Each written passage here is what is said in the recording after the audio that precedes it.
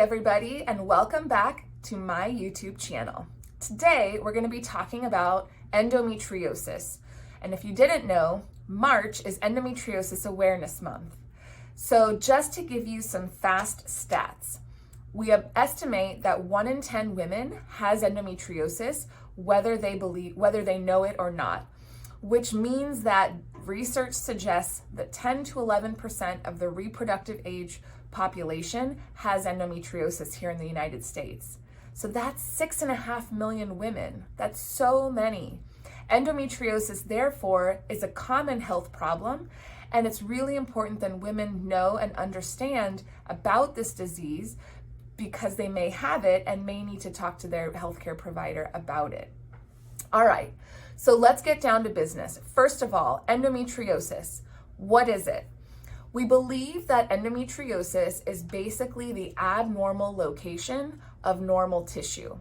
So essentially, the most common theory is that of retrograde menstruation, where the tissue we would normally shed with our period, a portion of that backflows through the fallopian tubes and implants in the pelvis.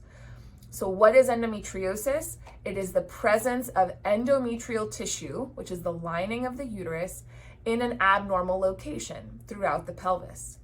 Number 2, how does it present? What are the clinical symptoms? Now, generally speaking, endometriosis can be asymptomatic, but usually it presents with pain. And more specifically, it typically presents with period pain that is progressively worsening over time and can become severe.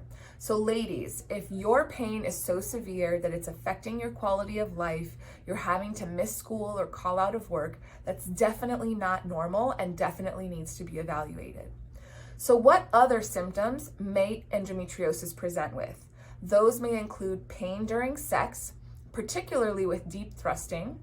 It may include pain with your bowel movements or with your voiding, your urinating, specifically or particularly during menses. But there are other general symptoms too, bloating, just chronic intermittent pelvic pain. So all of those things go hand in hand. There are also general health disorders that may be at increased risk when we talk about endometriosis.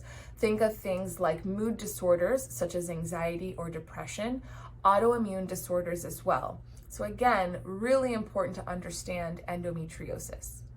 So next, how is it diagnosed? So we talked about what it was, how it presents clinically, and now we talk about how it's diagnosed. So the important thing for patients to know is that endometriosis is a surgical diagnosis. The only way for a doctor to tell you 100,000% that you have endometriosis is by doing something called a laparoscopy, which is a camera that's placed through your belly button to look into the pelvis and check for those implants that we were talking about earlier.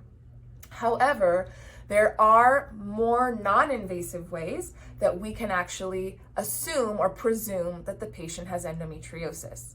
Your doctor may do a pelvic exam where they may be looking for nodules that are scarred tissue of endometriosis that are painful to touch. They may do a vaginal ultrasound looking for cysts on your ovaries of endometriosis. Or many doctors may do a trial of hormone suppression for 3 months, shutting down ovarian activity and seeing if pain improves over that time. If the pain significantly improves, then there's a high chance that we are probably dealing with endometriosis. In terms of treatment, I really want you to focus. So remember, I'm always talking about lifestyle, supplements, and the medical treatment or surgical treatment. Again, the important thing here is the patient trying to get pregnant or not?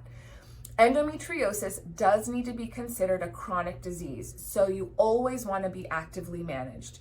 You're either actively suppressing the endometriosis from growing with hormone suppression, or you're actively trying to get pregnant, either with timed intercourse with your partner or by seeking out fertility treatment. I hope this episode has been helpful. Please be sure to tag a friend who might be interested, and if you haven't already, subscribe to my channel. Look forward to seeing you again next week. Bye-bye now.